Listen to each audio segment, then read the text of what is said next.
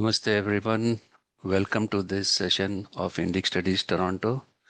The topic today is Management Insights from the Mahabharata. Our speaker today is Manobhiram Nellutla ji, who is an ardent student of Indian culture and languages. He is fluent in Telugu, Hindi, English and Gujarati and can converse in Kannada, Malayalam and Oriya. Academically, Manu holds postgraduate degrees in physiotherapy, education, ergonomics, and business administration. An award-winning senior executive, he is also an author, Janyabharata series, singer, podcast host, Roots and Realities, and an acclaimed public speaker, including appearances on the TEDx platform. Namaste, Manuji. Please welcome and please continue. Thank you very much, Samirji, and thanks for that introduction. And I'm humbled to be here with you all today to discuss on the topic that's very interesting and something that I learned over time. And I thought this would be a great way to share with you all. And so let's get on and let me know if at any point, if you have any challenges with my video or audio, please do let me know, Samirji. I'll continue now. Sure. Thank you. So I just want to tell you that, Mahabharata is more than the war story, is how I have interpreted it always. And I say that from the research that I've done and the insights I got, I always say that it's a dense, layered manual of management. And currently we can use it for understanding our teams, understanding our management, understanding our organizational style, and understanding our leadership qualities, etc. Mahabharata also gives those insights to us, and that's why I say it's more than just a war story. It reveals the complexities of power and team dynamics, and we'll go through that in this today's session, just to see how that unveils before us. And it demonstrates management pathologies like groupthink, ethical fading, cost of inaction, etc. So we'll also see how that can affect your organization or company or your team because of challenges like these ones. And of course, it showcases profound failure in governance that can be reflected to today's modern structure. So you can apply these the learnings uh, uh, from Mahabharata and apply to today's modern corporate structures, and you can see how nicely it connects like a puzzle, and how you can improve your leadership, improve your team, and etc. if you can learn insights from Mahabharata. So before I continue, also, I just wanted to say what inspired me. And as Samirji introduced me, I have taken up various senior executive roles here in Canada and before that in Africa and even in India.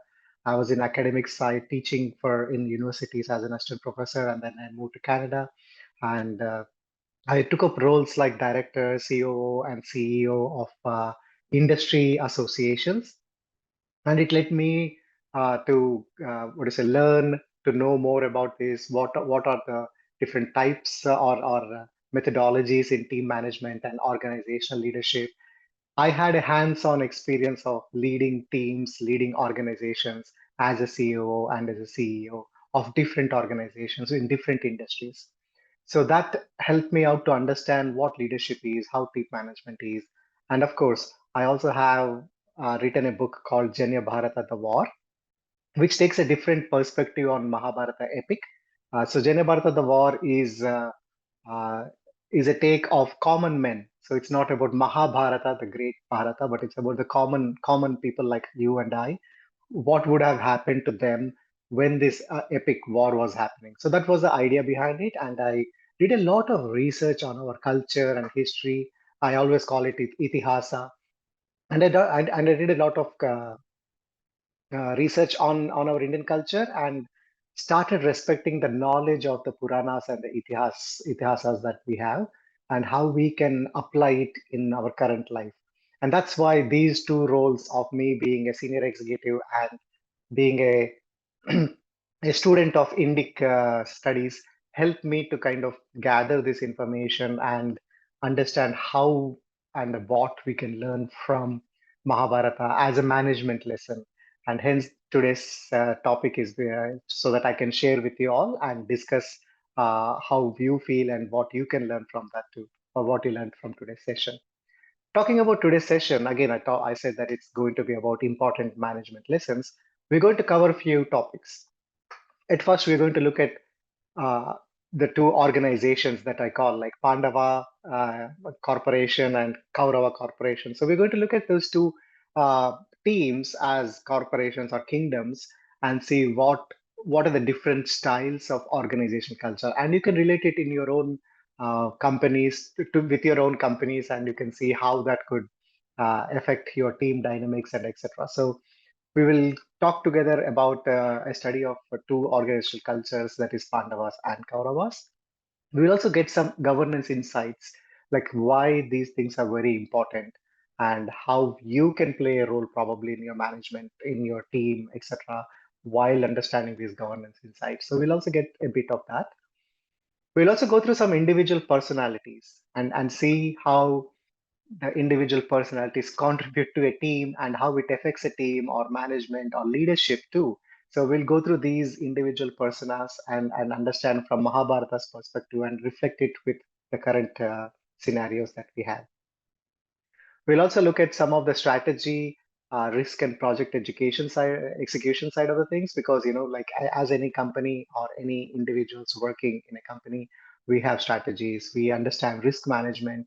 We execute or we manage projects. So we'll go through some examples. Case studies is what I call to understand how these different insights from Mahabharata we can reflect upon in the current project risk management strategic sessions, etc. And then we will go through the succession planning and legacy, how it's important that even now, succession planning and what legacy you want to leave when you're working at a company or leaving a company is very important. So we'll also go through a bit of succession planning and legacy too. So with that context, we will get back to this each one of these topics in the next 40 minutes or so, or how much ever long it takes. And once we have all these things done, we will have a question and answer session. So you can always ask your question.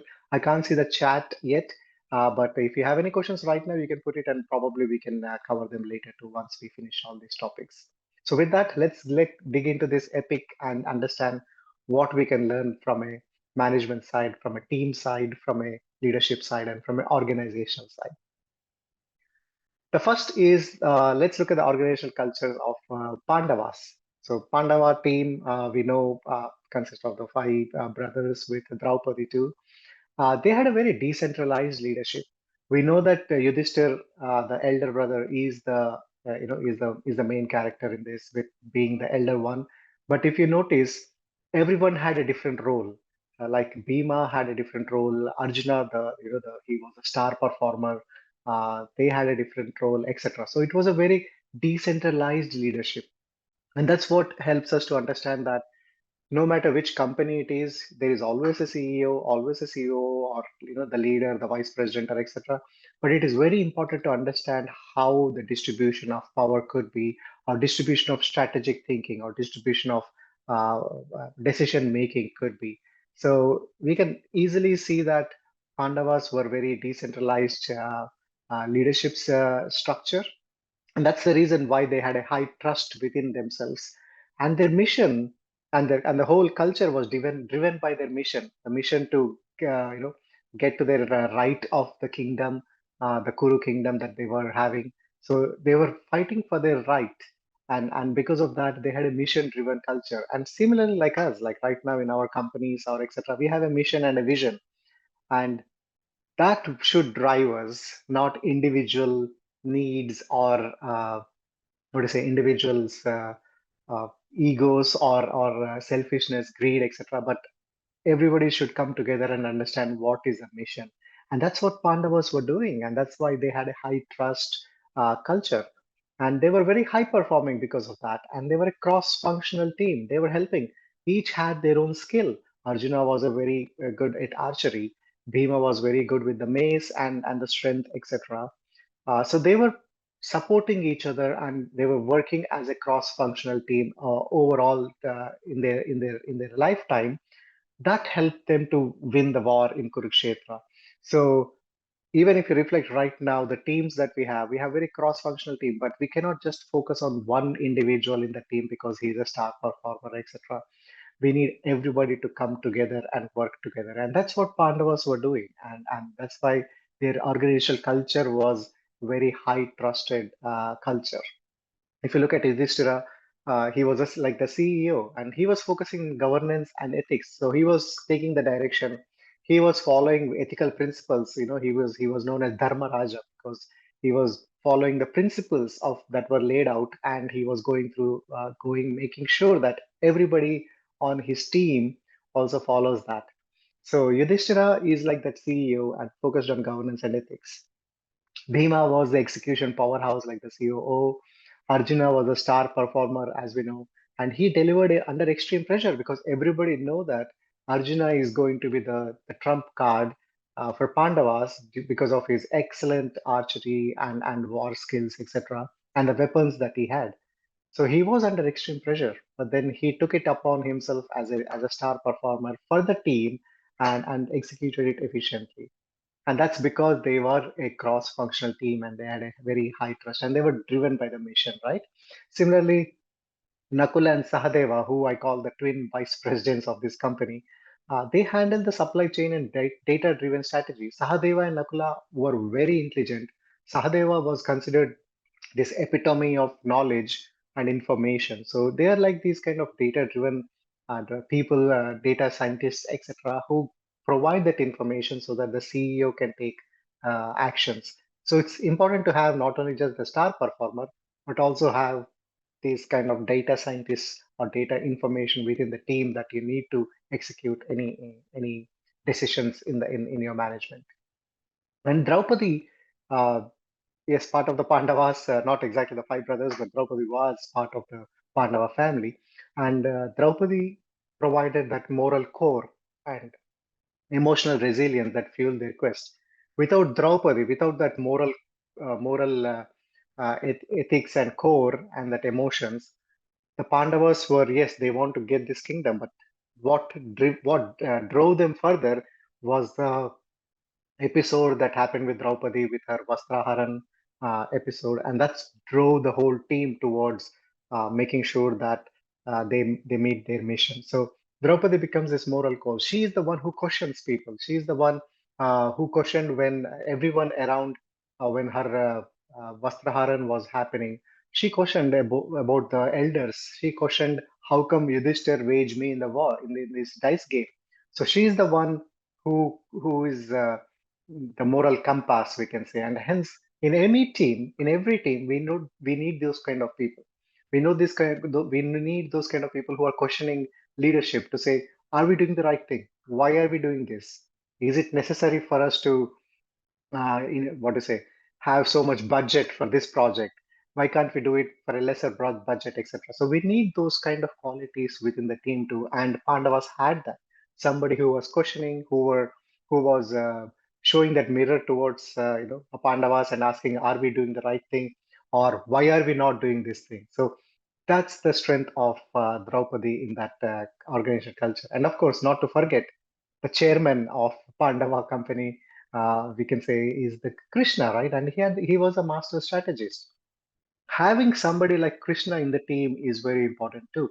Like you may have the CEO, everybody high performing team, but you still need somebody to guide them and create those opportunities for them. And hence the reason why we have board of directors, even for companies like Tesla or Microsoft or you name it, any big companies, they still have those board of directors because they are the ones who are going to bring them back, the team together and say, well, we may need these robots right now, but cars are very important. We need first to let's get the cars out of production, etc. So that's how the team culture of Pandavas were, and that's what we can learn right now.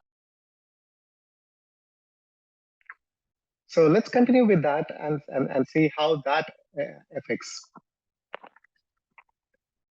So one interesting thing that we can relate if modern principles is that the Pandava team didn't just evolve into a great high performing or cross functional team. They took time. And what made them to take time? Well, if you look at something called as Tuckman stages of group development model, which is available online, so you're always welcome to check.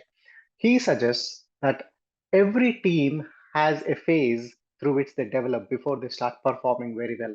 So they start with forming together, and there is always storming, that is discussions in the team to say that why should we do that, what should we do, who is doing which activity, etc. So there is always this storming uh, development of the team as soon as there is forming. And then there is norming, which means then everything normalizes, they understand the strengths of each other, and then you actually start performing. So every team, wherever you work, this is a great model to look at it and see why is there conflict within the team? Probably they're still in the storming phase of the team. Or you will see some of the teams are very high efficient teams. Maybe they have gone through the forming, storming, and norming levels and went to the performing team. Similarly, Pandavas also went through that. It's not like they started performing directly. So their 13 years in exile, when they went to when they were sent to exile, etc., served as a grueling storming and norming phase that forced them into an unbreakable unit. So it took time for them. They were what do you say, some conflicts within them too. Arjuna, for example, was sent out of towards northeast or etc. or to have celibacy for some time because he interrupted Dharmaraja and Draupadi in their private time, etc. So they had this storming and norming phase, but that overall the mission and what they were trying to compete against, etc., drove them and became, and then that's how they became an unbreakable unit. This readied them for the performing state, that is a Kurukshetra war. Hence, any teams right now, like if you're in a part of the team, think about in which stage of your team, stage of this development is your team in, and understand that there is a time, it takes time for teams to develop over time to become norming and then starts performing. So Pandavas, if you look at their organizational culture, if you look at their development and etc., you can easily learn these kind of insights from them and understand that how our current teams can perform well if we are mission driven, if it's a decentralized leadership, there is high trust within the teams, and there are different roles within the team, right? One is executioner, one is a leader, one is a star performer, one is a data scientist, one is that moral compass or ethics or governance side of the things. So we need everybody within the team, and that's what we can learn from Pandava's organizational culture. Now let's take a step to the other side and look at how Kauravas were. They were all centralized leadership with Duryodhana. Every decision, everything that happens was with Duryodhana. Now, that's a good thing in a one way that there is a leader. But what happens is that everything is funneled through him, which could be bad decisions or good decisions. And that's the challenge we will see if in your teams or in your management or in your organization, you have leadership which is very centralized. And that's the great example we can get from Kaurava's team is that we don't want to have a centralized leadership. And their culture, if you look at Pandavas culture was built on mission driven. They wanted to make sure that they get their right. They were fighting for the right. They were fighting uh, for the things that has happened to Draupadi during the dice game, etc. Right? So they were fighting for that. Uh, what is it? For their security, for their mission, etc. Coming to the Kauravas, they already had the kingdom, but what their culture was built on overall from the childhood was because of their envy with Pandavas and their insecurity. And that's how not a team works. A team doesn't work because of envy or insecurity. A team works based on a mission driven. We need to understand what is our mission and everybody contributes towards that. But with envy and insecurity, they started having a toxic culture. Karna wasn't very comfortable with Bhishma. Karna wasn't comfortable with Drona, etc. So those kind of uh, insecurities, envy, etc., were present within the team, and that causes trouble to the team. So if you look at how the team was, they were very fragmented and dysfunctional executive team. Bhishma and Drona were trapped by their loyalty. They were not looking at ethics. They were like these kind of long-term senior people who are there in a company who are just saying that, oh, this is the way we do it. This is the way we do things, right? So that's how Bhishma and Drona were trapped by their loyalty. And that's why they became a very fragmented and dysfunctional team. Karna refused to fight under Bhishma. So how come a team is formed if you are one of the team member is not following the leader's orders? So that creates challenges within the team. And at the same time, Dushasana just followed Duryodhana's orders, which is wrong too, because you cannot just follow a leader's order without questioning them. Is it the right way or wrong way? You need somebody like Sahadeva giving the data to say that, oh, perhaps we should do in a different way. Or perhaps this project should be executed in July, not in January, because we need more time. But somebody like Dushasana, he was just following Duryodhana's orders, and that creates a very uh, insecure and a failed team. And that's what we can learn from these two cultures of Pandavas and Kauravas and apply it within our current context. And this chart kind of shows that there are two organizational cultures, whether it's Kauravas or Pandavas. Like the leadership model tells us that agility and delegation beats centralized control. So always in your team, look at agility, look at decentralized, make it collaborative, not autocratic or authoritative, etc. Your organizational culture uh, is always what is successful if you have a high trust and you have a mission driven uh, uh, team, because a toxic culture will destroy an a team from within. That's why you will see high performing team members sometimes leaving the company and you're surprised, why is he leaving? He was paid very well, they were paid, they got just promoted, etc., but why is he leaving? Perhaps they were not comfortable with the culture.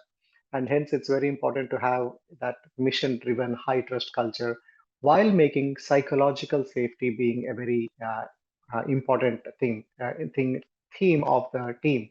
So a trusting team can storm and norm into high performing unit, whereas if it's non-existent, then any bad news is punished, any failure is punished, then it becomes a very uh, unstable team, and people are worried about their jobs, etc. Right? So that becomes troublesome for the team. Talent strategy, these two cultures is a very good example of how mismanaging a team member. For example, Karna was mismanaged by Duryodhana just because he wanted to hoard that a good archer, a good warrior with him, just to play against the opposite team, not because of what he wants to do with the team member, but just because he doesn't want him to be part of the other team. So that's kind of like holding, the top players and mismanaging them too. That's creates a situation where, that's a nice quote there. A team of A players with a toxic culture will always lose. So no matter how much A players you have, like Bhishma, Drona, like Duryodhana himself and Karna, etc., when the culture is wrong, you will fail. And that's what we can learn in our teams too. And unity of command is important, right? Like there is always, if there is always internal conflict, etc., it's always fragmented. Whereas Pandavas were aligned together, and that was their multiplier of their force than resources. If you remember, Kauravas had the whole Narayani Sena with them, the army of Krishna, but still they failed. Why? Because they were not aligned and they were not fighting with that as a unit, but they were all about themselves. Karna wanted to be the commander, but Bhishma was given the commander. So Karna doesn't want to fight. Drona doesn't want to shoot arrows against Pandavas because they were his students. He liked them. There was conflict of interest. All these things creates challenges, right? Very similarly, in our current teams, we need to understand that is decentralized, very high trust, mission-driven teams are more successful than even having high the best members of the team. But if there is a toxic culture and centralized authoritative leadership, then it will fragment and there will be internal conflict between them. So Kauravas and Pandavas, when we look at them from an organizational culture perspective, give us a very good insights into how a team should perform, and that was one of the management lessons that we could discuss further too if you need to later on. Let's go to another important management lesson, which is governance insights. So, what kind of governance insights that we can get from Mahabharata? through the examples. So first of all, the one of the governance insights that we get is group thinking. How group thinking is bad for your company. So, for example, group thinking is desire for harmony or conformity. We say we have yes men. That's a saying, right? So it's like everybody is saying yes, that works for us, yes, etc. Or there are people who don't talk at all. They're quiet because they just want to agree. They don't want to question the leadership. They just want to say, yeah, we are part of it. Some of them will say, oh, I don't know, I have no authority to speak against it, etc. So there is that group thinking that happens, and you can see the example of the elders Bhishma and Drona uh, were within the Kaurava camp, and they were watching quietly while disastrous decisions were unfolding before them, including Draupadi's Vastraharan, etc. So the group thinking methodology, the group thinking philosophy, or the group thinking is a such a bad thing too, because you need to always have somebody who is questioning why are we doing this, etc. It's not about harmony. Harmony doesn't mean saying yes to everything, right? Within your team, there could be questioning, and the questioning and the criticism and the in Sanskrit we call the jignasa and the curiosity, etc. The questioning part, etc., are as important as the harmony part of it too. So hence, Mahabharata teaches us that group thinking is sometimes bad, and we need to make sure that we look at ethically and morally. We should question decisions too. Same thing with self-censorship. Like Bhishma, Kripacharya, etc., didn't speak up, fearing it would violate their loyalty because they were so loyal to the king, they were so loyal to the kingdom. They said that they felt probably that if they speak, it would question their loyalty. And we know Bhishma how loyal he was for the family and for the kingdom, etc. But that self censorship is also a challenge. If in your team there is somebody, if something wrong is happening and you don't want to talk because you're worried about your job, or you're worried about your projects, your salary, etc., that creates challenges in the long term. Nobody, if you can question it properly, if you can ask questions about the project, get clarity, or remind your leaders that this could be the wrong path, that will give you the moral compass to move forward. Hence, self censorship is another example of governance that we get from Mahabharata. Similar with ethical fading. One of the very interesting thing that happens in during the Draupadi Vastraharan is not only the elders like Bhishma and etc. are keeping quiet, but when they speak, finally they do speak at some point.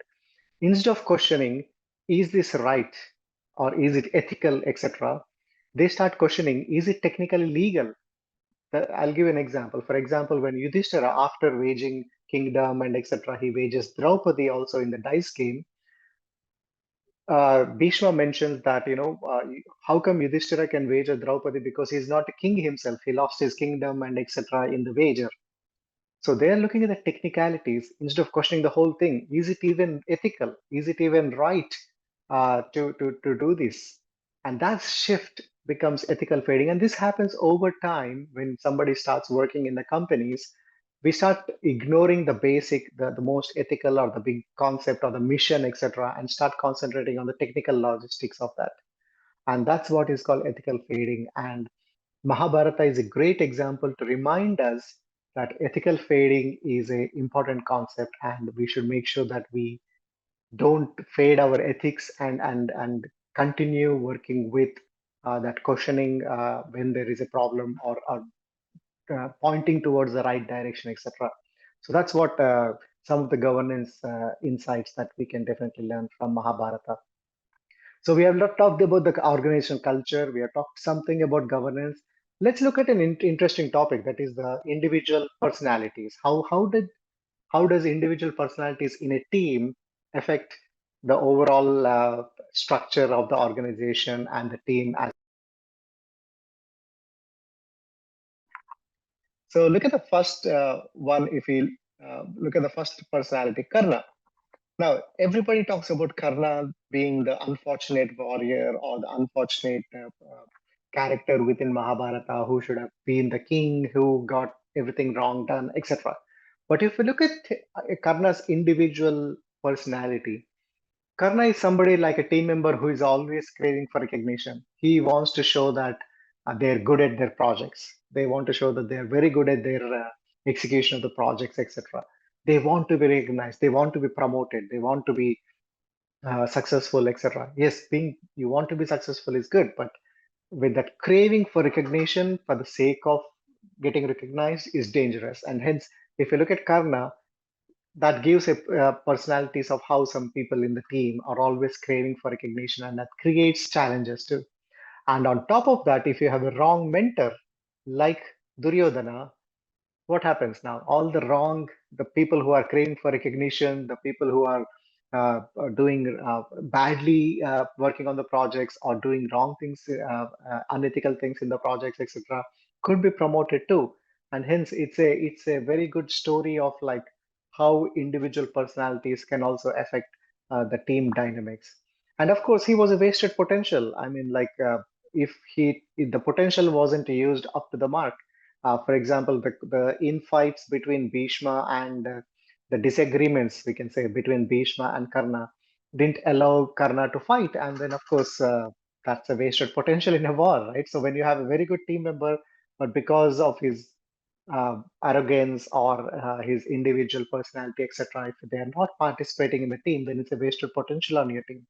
And similarly, they were just following with blind loyalty to Duryodhana. And that's a very individual characteristic trait that very few recognize in Karna, because yes, he's a great warrior. He was done some wrong deeds, etc. But at the same time, individually, he had his own ethical compass and etc. Right? So, but he was blindly following the leader, and that's as an individual in a team member, as a team individual as a team, you need to make sure that the people who are blindly following loyalty or well, the leaders, etc., should be highlighted because they will impact the team in the long term. So Karna is a very good example of people who are craving for recognition and how potential could be wasted and etc. So that's another example. The next example we can talk about is Drona, right? Like Dronacharya. Like we can talk about like how individuals may fail ethically in a team. Like example is that Dronacharya asked Ekalavya to cut off the thumb is the story because of his loyalty towards Pandavas, and he wanted Arjuna to be the best warrior, etc. That's an ethical failure there. You can't individualize people based on your loyalty or your inclination, etc. Because overall, the ethical part of the dharma or the ethical part of it is that you need to do the righteous thing, and that's failed. And of course, there was conflict of interest. Also, you can look at conflict of interest, which comes up especially when you're working. That if you have two jobs, or let's say you're doing a part time on the side, there is always questions about conflict of interest. Or let's say the leader has stocks in the company, and there could be conflict of interest that the leader could buy more stocks before the earnings call, etc.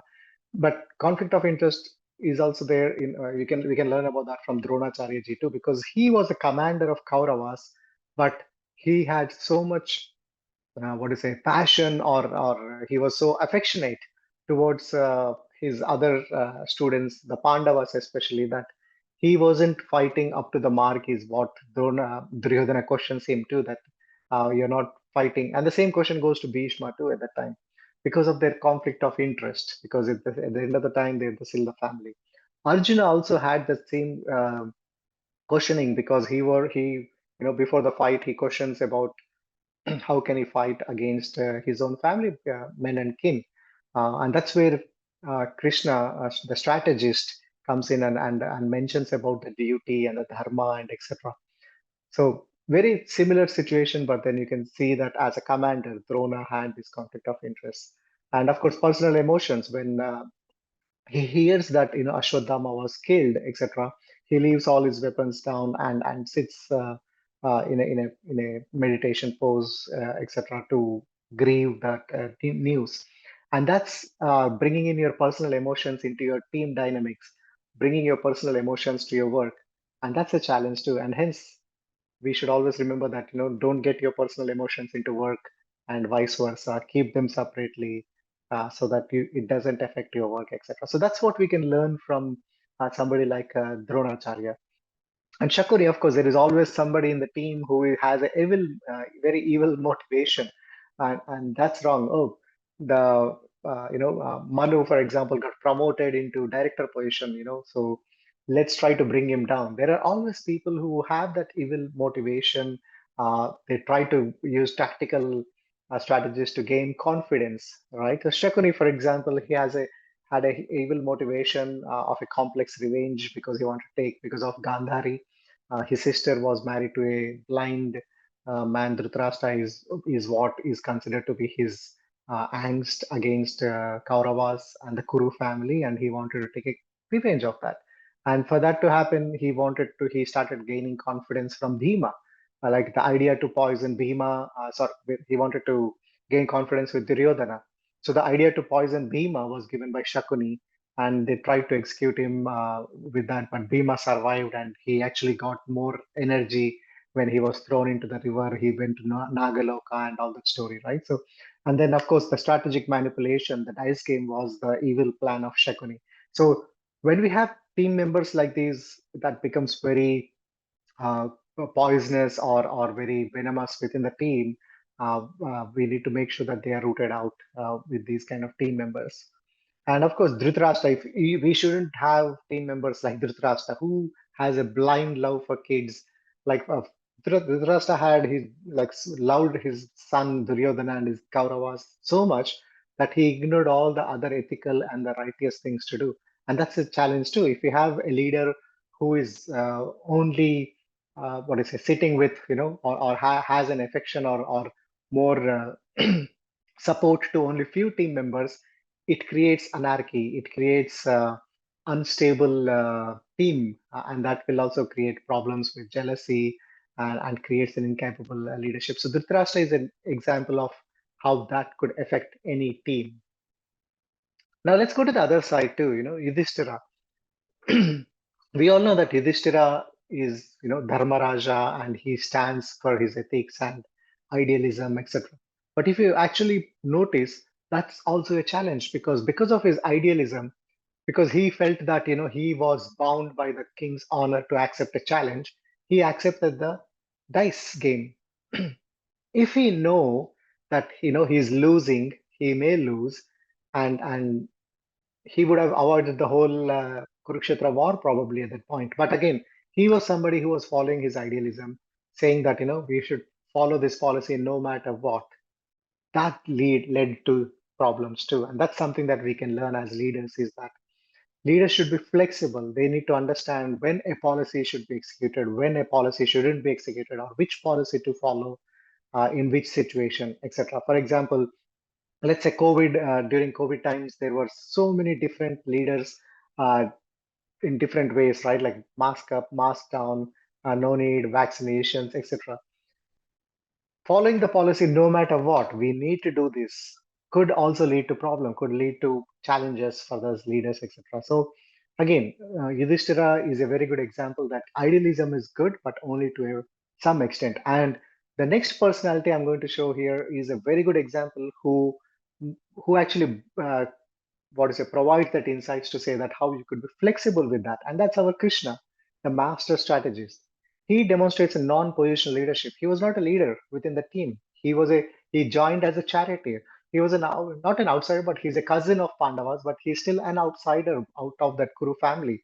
So he didn't have a position, but the command he had was very important, and that's because of his personality, and his willingness to bend lesser rules to achieve dharma was very important. And that's the differentiation between Krishna and Yudhishthira. Like, for example, Krishna guides Pandavas to use deception, like Ashwadhama, Ataha, Kunjaraha, to make Yudhishthira say that, so that Drona could be defeated. That's a bending a lesser rule for achieving the bigger dharma. So sometimes it's very important that we should not think just like Yudhishthira, but we should also think like Krishna when it comes to achieving our goals, achieving our dharma, bending the lesser rules, not to make it unethical, but bending the lesser rules. And that's an interesting insights we can learn from Mahabharata. We may have team members like Sahadeva in our team, who was acknowledged for their wisdom and regularly consulted by Yudhishthira. like Yudhishthira would always ask after discussing everything, after discussing the what vyuha we have to take the next day in the Kurukshetra war, etc. He would consult Sahadeva because Sahadeva was considered as this data scientist who had knowledge and etc. So you will have team members, no matter which level they are, etc. You should acknowledge if they have that knowledge. You should acknowledge them and consult them as a leader, and that's what Sahadeva tells. Let's take another example of individual personnel like Arjuna. You will have team members who are star performers, very loyal, but just because they are star performer doesn't mean that they needed to be not to be guided. Even somebody like Arjuna had to be guided by Krishna, and similarly, for a team to be successful, for an organization to be successful, you need to identify who are these Arjunas in your team and whether they need to be guided or not. Because if you even if you have star performers, if they're not guided, they will not help out in the overall bigger mission, and they may create challenges too. Arjuna was ready to drop off his weapons and not fight, and that's when he needed the guidance from Krishna. Hence, identify those Arjunas within your team and then provide them guidance. A very interesting character, individual personality that gives insights from Mahabharata is Vidura. Now, Vidura was very direct and he was very logical, and we need somebody, ethically speaking, in every organization. We need somebody who is reminding the leader about their, the challenges or the conflict that they have, similar to Vidura reminding Dhritarashtra's conflict as a king and a father. So he used to always tell him that, you're a king, think what is good for the kingdom, not just for your kids. And he actually didn't participate in the war because he was like, I'm not participating in the war which is ethically wrong, and he moved away from that. And that's mentions how we as individuals, at what point do we resign from the job, or we question our leaders, and ethically and morally it's our right to do that as a dharma. And Vidura is a great example to learn from on how to question it, how to remind leaders, etc. And when needed, ethically speaking, if you have to resign, you resign. That's what individual personalities, and there are other personalities too. We can learn from Draupadi, we can learn from Kunti, etc. There are so many personalities that we can learn from in Mahabharata, that we can easily relate it with our team, with us, with ourselves, so that we can be part of the team, etc. So we have talked about the organizational cultures of them. We have talked about some governance insights. We talked about individual personas. Let's look into some case studies or examples of how Mahabharata also gives us ideas about how a project execution can happen, how to understand strategy, and how to look at risk, etc. So one of the examples that Mahabharata gives us is art of negotiation. It tells us very nicely how negotiations should be done and how, if negotiations fail, what happens. And this is very important in our day-to-day project management strategies, etc. So Krishna, for example, went to Kauravas to present a reasonable de-escalating offer, right, which we call a minimum viable agreement of 5 villages. He asks, can you just give 5 villages? Now Duryodhana, lacking a concept of his Bhatna, what we call Bhatna, that is best alternative to a negotiated agreement, refused. He could have just given 5 villages, and we wouldn't have had the whole of Kurukshetra war, but he didn't. And that's what is important sometimes when you're in a management or in a leadership positions or working with a team, to understand what can we give out a bit so that we can get more, or we can save the whole team, etc. And hence sometimes you may have heard that, in team discussions it could come like, oh, we don't have budget for next year, we may have to let go one person to save the whole organization. And these are the challenges. These are called BATNAs and the minimal viable agreement. And what does this lesson teaches us too? That ego is often the most expensive team item on an organization balance sheet. It's the ego of Duryodhana that led to the whole disaster of that.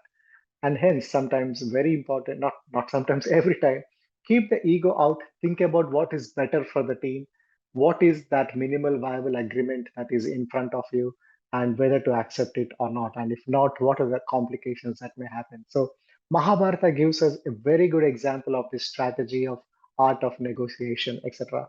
Look how simply Krishna has negotiated with them, give just 5 villages, knowing that the ego of Duryodhana, he will not agree with that. And of course, there was ultimately the war. The next strategy that we should definitely appreciate from Mahabharata is change management program. We always say that, oh, there is this particular project, we need to start this program, we need to introduce this program, let's make changes.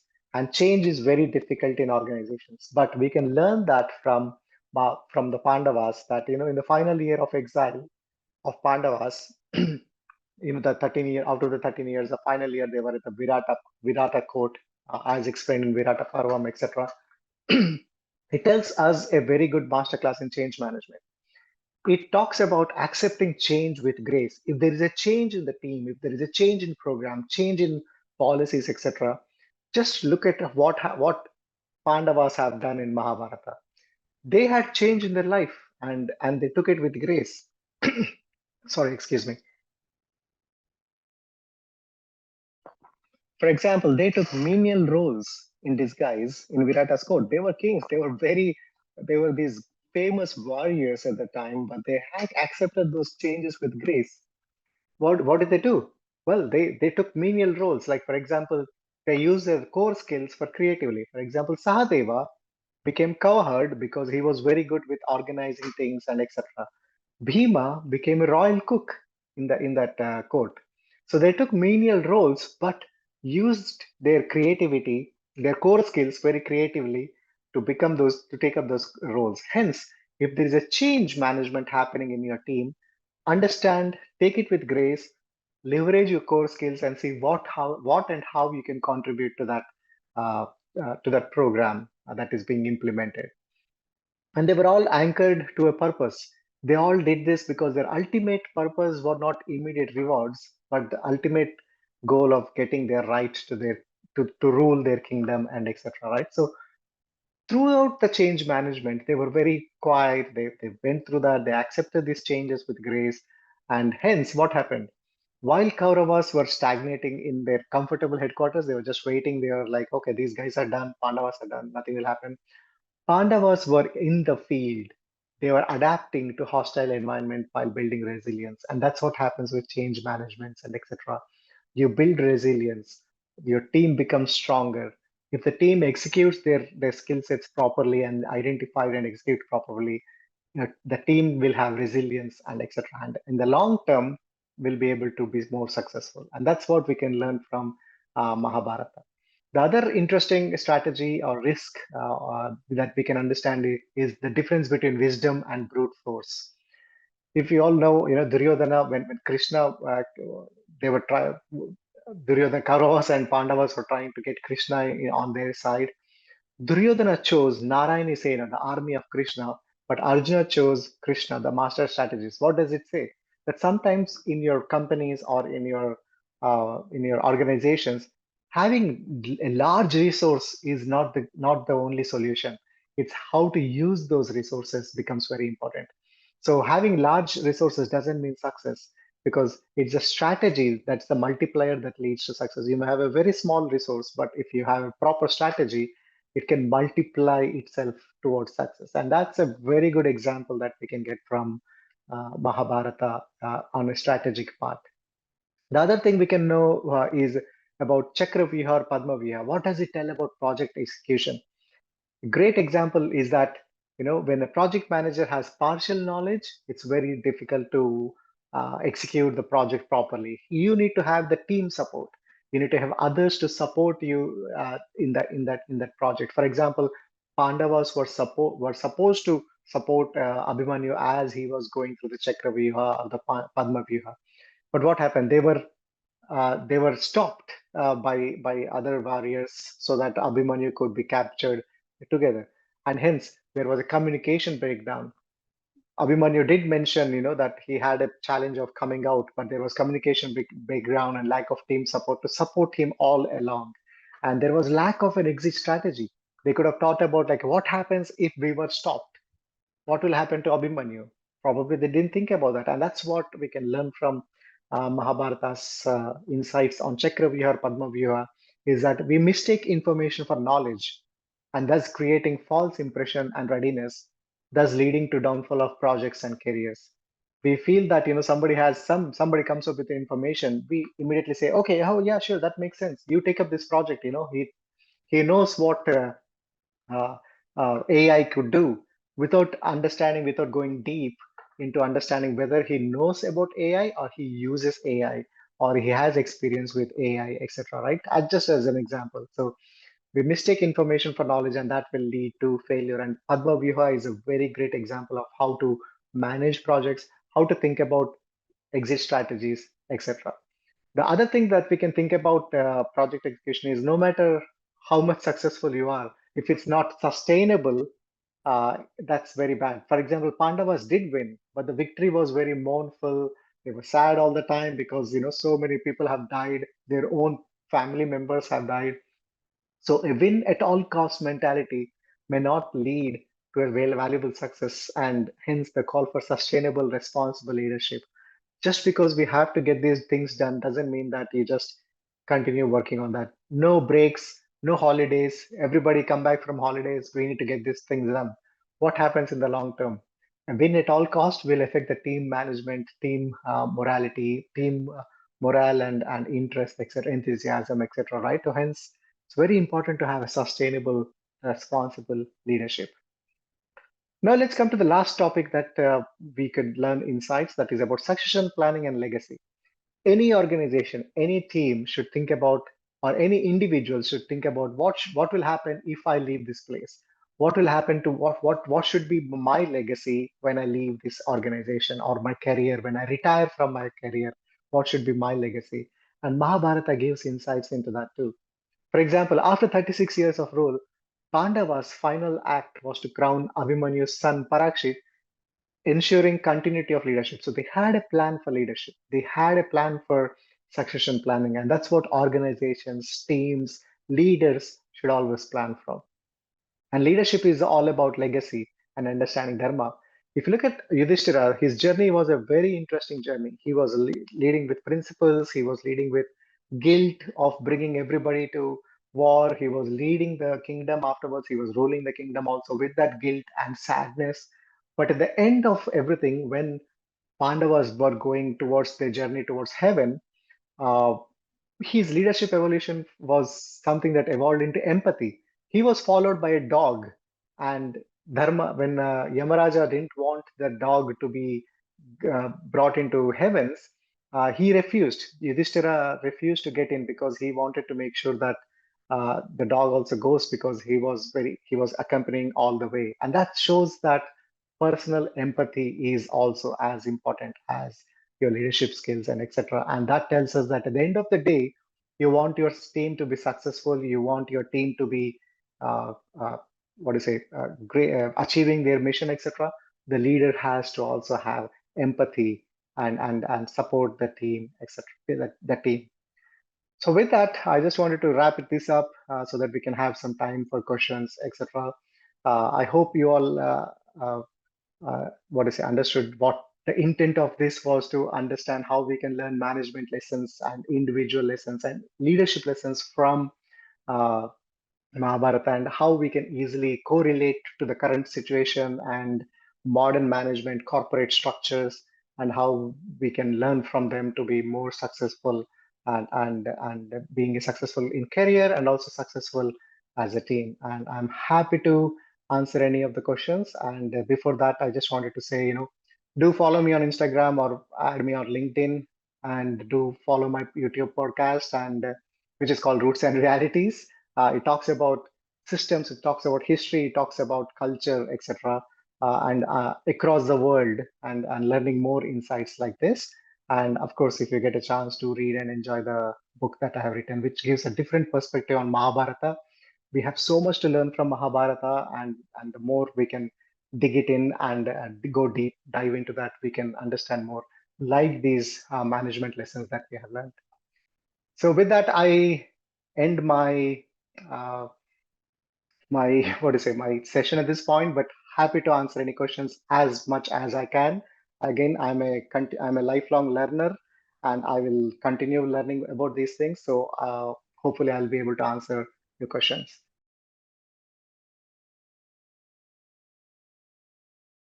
Thank you, questions I Manuji. can That answer. was a very insightful presentation. We really enjoyed it. And now we can start taking questions. So Arvindji, please go ahead.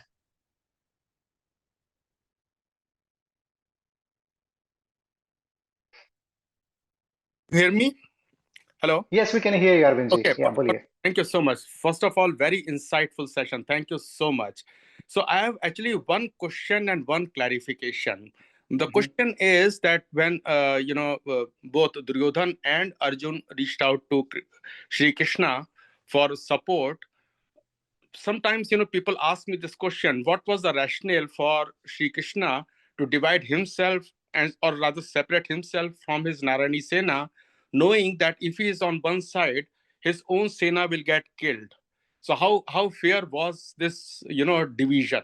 So that was one question. So maybe I'll come to the second part later, but let's first talk about this topic. If Yeah, absolutely. That's a very good question, Arvindji, because actually speaking, in my book Janyabharata, I had a very similar question because I was like, how come a leader let his army go to the other side and they could fight against each other again? But again, we have to think about this from a not from a story or you know from Mahabharata as a story, but more from a philosophical point of view too, and understand that this was a strategy to see what a good leader is, right? Like what Dharma will select, and Arjuna went with Krishna, whereas Duryodhana wanted the resources. He thought big means more, and he went with those resources. And Narayana Sena was very strong, actually. After all the war was done, Narayana Sena is the only one which is left out from the brutal deaths of Kurukshetra war. So they were very good, and Krishna knew that probably, and hence he offered that they can definitely fight and survive. And Kritivarma, Satyaki, all these warriors survived the war, and they were the only warriors. Yadavas were the only, what do you say, the Narayana Sena was the only unit, you can say, which survived the Kurukshetra war out of everybody, all the warriors and etc. So probably he was confident about his team. At the same time, he wanted to check who will take what. And again, it's the bigger game that we should think about. And that would be my answer at this point. Sachin Podarji has a question. What is the difference in the management insights between Ramayana and Mahabharata? Well, there could be definitely, probably, because Ramayana is again, it's a very intriguing story about dharma, righteousness. Again, it was done in a period where there was, we call it, the Satya Yuga, etc., right? Because there was more dharma. The dharma was on three legs. So, so we will get different leadership. For example, following the principles, following the leader being responsible for people.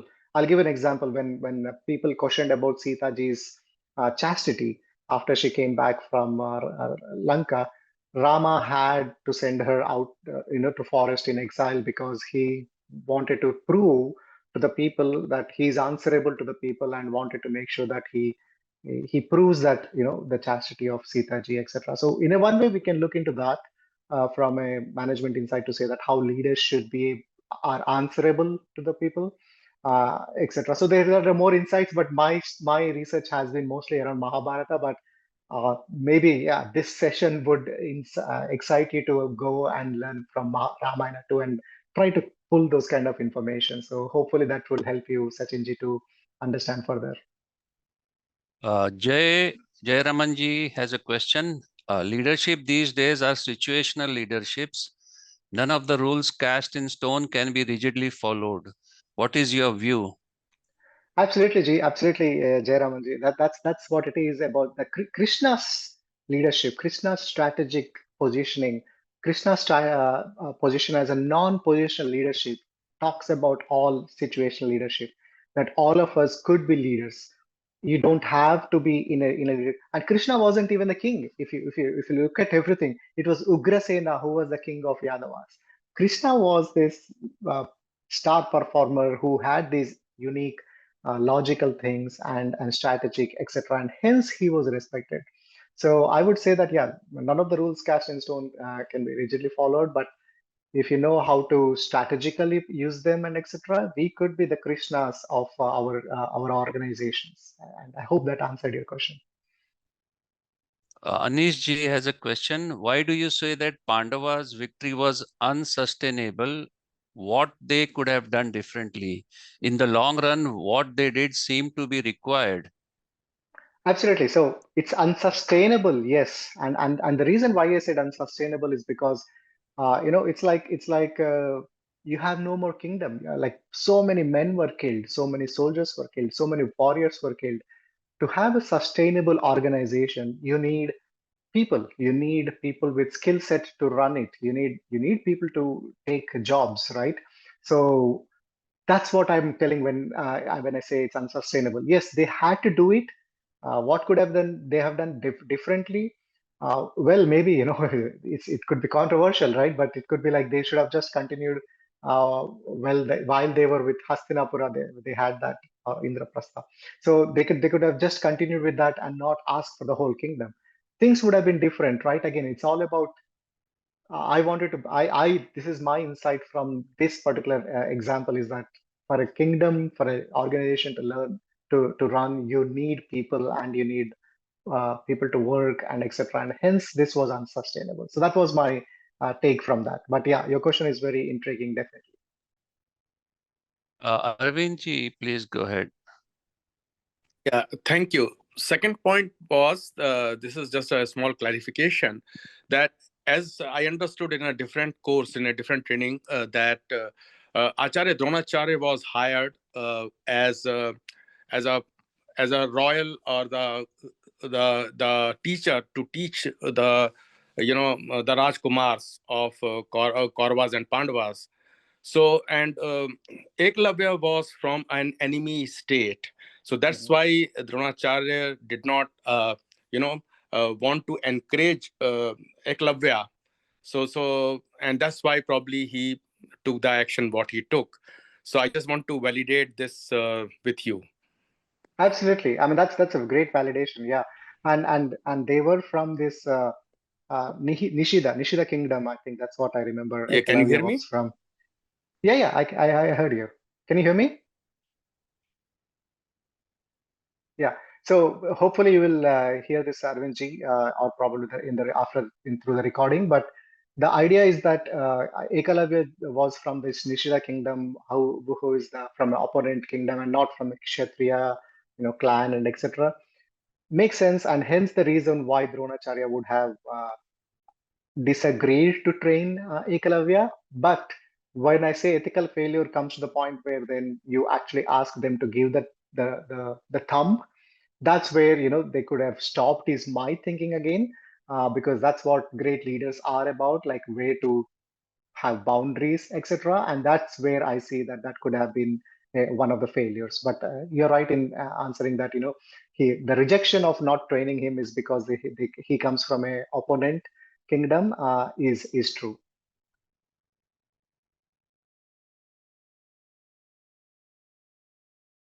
Looks like all the questions have been answered. Thank you, Manuji, for a wonderful session. And thank you, audience, for attending our session. Our recording will be available soon on our YouTube channel. And you're welcome to our next episode of Indic Studies Toronto. So once again, Dhanyavad, Manuji. Thank you, Samirji. Thanks for inviting me, and hope you all had a good session. And I look forward to connecting with you all outside of this session too. Thank you.